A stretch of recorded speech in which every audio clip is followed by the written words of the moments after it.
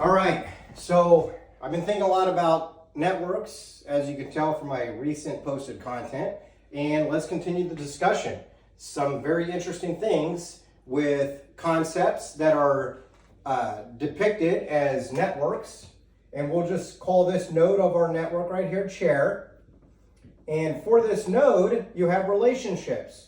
So you have maybe four for four legs, and then this connects to legs here, and this connects to human, right? Because we want some human legs in the picture. And then for our chair, maybe you got wood, and maybe for our chair, you have like the armrest, so you have rest, different, and then this just goes, you know, arm because of armrest, and then you just create all of these sort of relationships just out of this concept of chair. So as a model, how we're depicting chair, we're using some kind of node with relationships to other nodes on this network, and it's a pretty good model.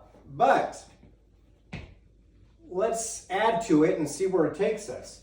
If we're thinking these nodes are these rigid little particle type discrete units here, it doesn't convey a certain a piece of information that I think is important. And that piece of information is each of these nodes are unique. So when we're using this model here, I mean, we could change the way our little dots are to give it some kind of unique characteristic, maybe a shape, maybe some other sort of presentation. But let's go with something like this. Instead of making this chair a dot, let's make it some kind of unique boundary area that represents the chair. And why is it a unique bounded area like this? And unique in the sense that it wouldn't be represented the same way wood is represented, which would have a different unique boundary area. The reason these are different is because that they have unique relationships to other nodes. These unique relationships here to these other nodes create this node. It is interdependent on its relationship to these other nodes.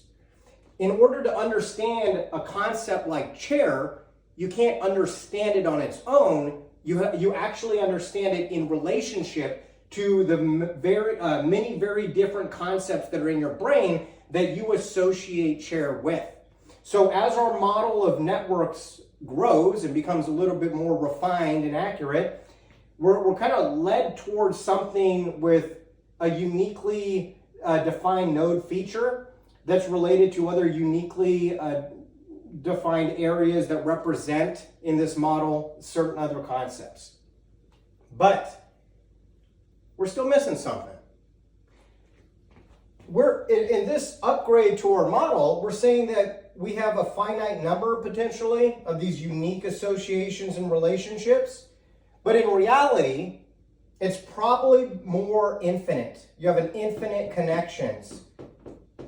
So just as you have chair here to emphasize the point, you could just go with object, it's related to object, it's related to, you know, and then you could just keep growing this network of chair, maybe you can call it whatever else chair would be in a different language. You could just continue this network for this concept, potentially could relate it to an infinite number of things. And you know, obviously, we don't store an infinite number of relationships in our brain at any given time on a specific concept, but our model, our generalized model of what we're doing here does. So when we have an infinite number of relationships here, an improvement to this is a topological surface.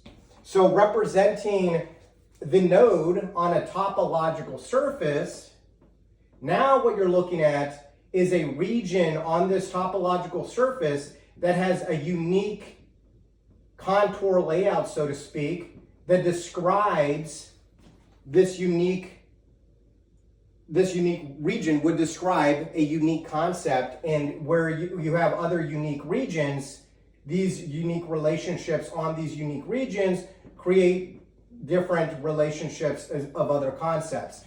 And you know, this would be an sort of like the surface changes of this contoured topological space would be the networked associated relationships between different concepts.